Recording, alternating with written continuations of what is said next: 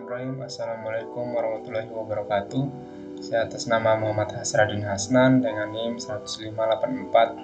15841107722. Di sini saya akan mempresentasikan laporan mata kuliah implementasi dan pengujian perangkat lunak, dan saya mengambil judul pengujian black box, boundary value, dan decision table pada fitur top up, kirim ke bank, dan kirim ke e-wallet di aplikasi Dana.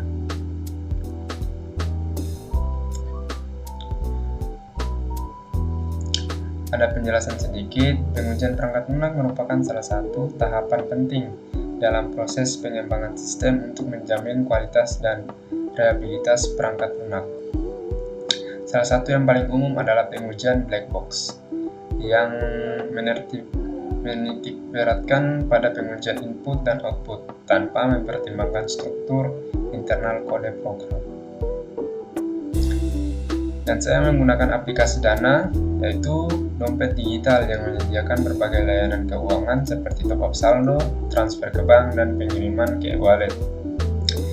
Dan fitur-fitur ini sangat krusial dan sering digunakan oleh masyarakat. Maka dari itu, pengujian menyeluruh perlu dilakukan agar setiap fungsi dapat berjalan dengan baik dan tidak terjadi kegagalan transaksi yang merugikan pengguna. Adapun rumusan masalahnya, yang pertama yaitu apakah fitur-fitur utama dalam aplikasi Dana dapat berproses input numerik sesuai batas minimum dan maksimum yang ditentukan. Dan yang kedua, bagaimana sistem menangani berbagai kondisi kombinasi saat melakukan transaksi ke bank dan e-wallet. Adapun tujuannya, yang pertama melakukan pengujian terhadap 3 fitur utama aplikasi Dana. Yang pertama top up, dan yang kedua kirim ke bank, dan yang terakhir itu kirim ke wallet. Dan tujuan kedua itu menggunakan metode boundary value analysis dan decision table, yaitu mengidentifikasi kesesuaian antara input dan hasil yang ditampilkan sistem. Dan yang ketiga, memastikan aplikasi dapat menangani skenario batas dan skenario kombinasi kondisi transaksi dengan benar. Dan ruang lingkupnya seperti pengujian terbatas pada fitur top up, kirim ke bank, dan kirim e-wallet. Yang kedua, pengujian menggunakan metode black box dengan pendekatan BVA dan DT. Pengujian dilakukan dari sisi pengguna tanpa melihat kode program. Dan yang terakhir, aplikasi yang digunakan Dana versi Android. Adapun metodologinya yaitu jenis pengujian. Yang pertama, menggunakan metode boundary value analysis. Metode ini digunakan untuk menguji perilaku sistem terhadap input yang berada tepat di batas bawah dan atas nilai yang diperbolehkan. Contohnya, jika batas minimum top up adalah 10.000 dan maksimum 10 juta, maka pengujian yang dilakukan adalah sebagai berikut. Yang pertama, 9.999 valid karena di bawah minimum top up. Dan yang kedua itu 10.000 valid karena memenuhi batas minimum. Dan yang ketiga itu 10 juta valid karena sudah sampai ke batas maksimum. Dan yang terakhir 10 juta 1 rupiah. Ini invalid karena sudah di atas maksimum. Dan yang kedua, kita menggunakan metode decision table. Dan metode ini digunakan untuk mengevaluasi sistem berdasarkan berbagai kombinasi, kondisi, dan hasil. Cocok diterapkan ke fitur kirim bank dan kirim e-wallet. Dan kombinasinya seperti saldo cukup atau tidak cukup, jenis akun, nominal transfer, dan tujuan rekening. Contoh kombinasinya, yang pertama saldo cukup ditambah nominal valid sama dengan transaksi berhasil. Dan yang kedua, saldo tidak cukup plus nominal valid maka gagal. Dan yang ketiga, nominal di bawah minimum plus akun valid maka gagal. Saldo cukup plus akun tidak aktif maka gagal. Di sini kita melihat tabel perancangan pengujian. Yang pertama ada fitur yang diuji, tujuan pengujian, dan metode pengujian. Yang pertama itu kita menguji top up isi saldo. Tujuannya memastikan nominal transaksi sesuai dengan batas minimum dan maksimum. Dan yang kedua itu kita menguji kirim ke bank. Memastikan sistem memproses kombinasi kondisi pengiriman dengan benar. Dan yang terakhir itu kita menguji kirim ke e-wallet, dan tujuannya menguji logika sistem terhadap kombinasi kondisi pada pengiriman e-wallet. Sekarang kita masuk ke hasil dan pembahasan. Adapun ringkasan hasil pengujian perangkat lunak dilakukan pada 3 fitur utama aplikasi Dana, yaitu top up, kirim ke bank, dan kirim ke e-wallet. Dan metode yang digunakan tadi mandatory value, decision table. Dan untuk total skenario pengujian berjumlah 20, terdiri dari 6 skenario untuk top up, 7 skenario untuk kirim ke bank, dan 7 skenario untuk kirim ke e-wallet. Berikut adalah hasil pengujiannya. Di sini saya memberikan kode untuk setiap pengujian dan input, ekspektasi outputnya, dan output aslinya. Di sini ada juga status valid atau invalid. Yang pertama itu kita masukkan 5.000. Ekspektasinya itu di bawah batas minimum, dan actual outputnya itu di bawah batas minimum. Jadi valid sesuai dengan ekspektasinya. Begitu juga di kode 02 kita masukkan 9.999. Di sini sama, di bawah batas minimum, karena batas minimum untuk top up itu 10.000. Jadi kita berekspektasi bahwa 9.999 ini di bawah batas minimum, maka hasil actual outputnya itu di bawah batas minimum, berarti valid. Begitu juga dengan kode 03, yaitu kita masukkan output 10.000, berhasil karena memenuhi batas minimum, berarti valid. 04, 10 juta Rp1 error, karena kenapa? Karena melebihi batas maksimum. Nah, actual outputnya melebihi batas maksimum, jadi valid.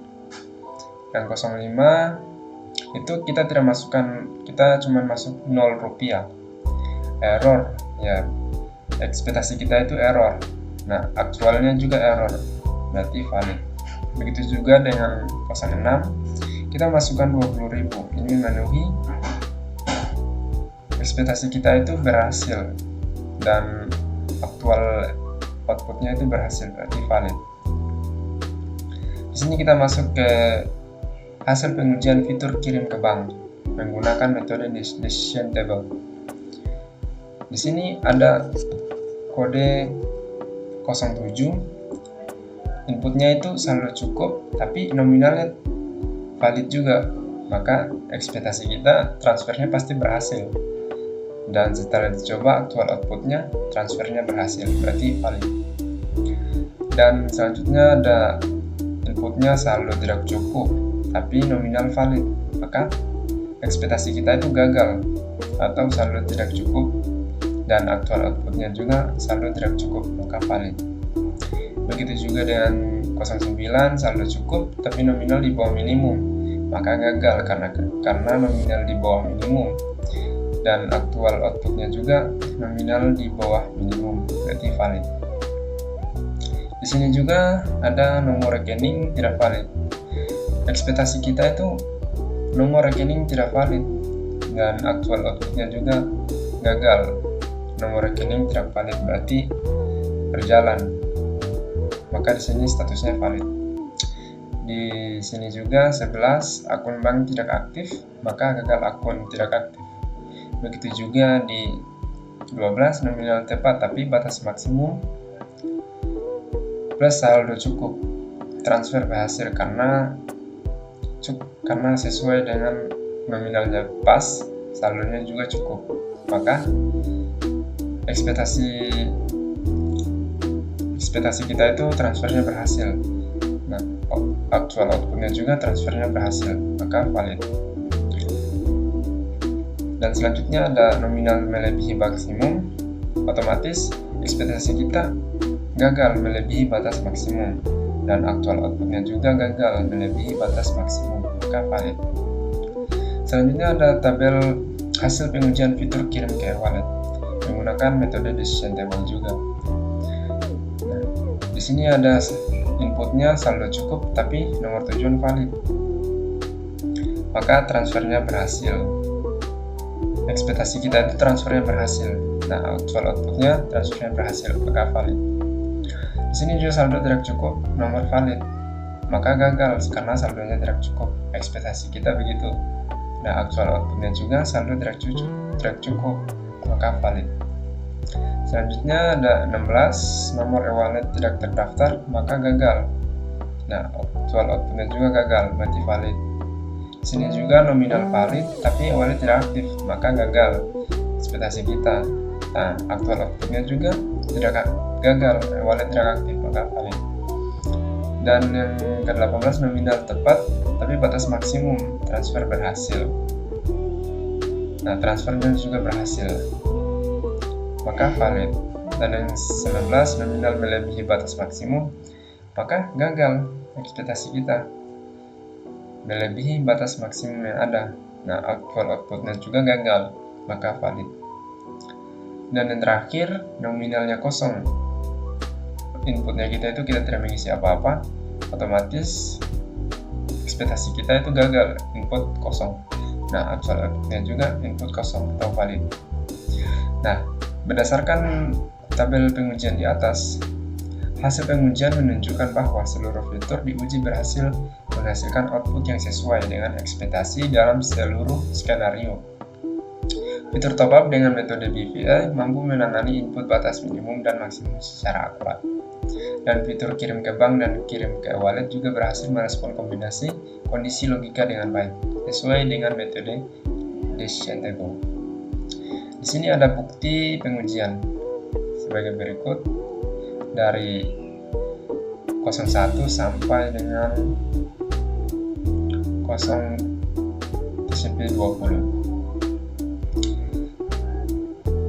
Nah, kesimpulannya, berdasarkan hasil pengujian black box terhadap 3 fitur utama aplikasi Dana dengan menggunakan 2 metode pengujian, boundary value dan analysis decision table, diperoleh beberapa kesimpulan. Yang pertama, aplikasi Dana berhasil menangani input batas minimum dan maksimum dengan baik pada fitur top up. Dan yang kedua, penggunaan metode decision table terbukti efektif untuk menguji kombinasi kondisi yang terjadi pada fitur kirim ke bank dan kirim ke wallet. Dan yang ketiga, seluruh 20 skenario uji memberikan hasil yang valid, di mana output aktual sesuai dengan output yang diharapkan, menandakan bahwa fitur-fitur tersebut cukup andal untuk digunakan pengguna secara umum. Demikian mungkin itu saja yang dapat saya presentasikan. Kurang dan lebihnya mohon dimaafkan. Wabillahi taufiq wal hidayah. Wassalamualaikum warahmatullahi wabarakatuh.